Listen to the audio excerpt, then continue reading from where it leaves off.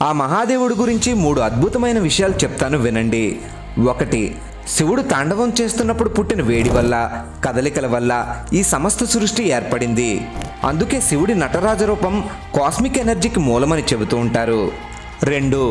ఆదిదేవుడైన శివుడు మొదట గురు శిష్య పరంపరని ప్రారంభించాడు. సప్తఋషులు శివుడి శిష్యులే. శివుడు ప్రసాదించిన జ్ఞానాన్ని సప్తఋషులు లోకాలన్నింటిలోనూ ప్రచారం చేశారు.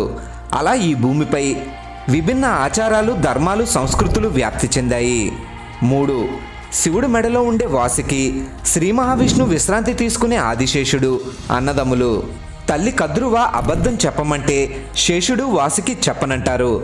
సర్పయాగంలో పడి మరణించమని తల్లి కద్రువ వారిని శపిస్తుంది. దాంతో కఠోర తపస్సు చేసి వాసుకి శివుడి మెడలోకి, శేషుడు శ్రీ మహావిష్ణువు దగ్గరికి చేరారు. కంటెంట్ నచ్చితే హరహర మహాదేవ అని కామెంట్ చేయండి.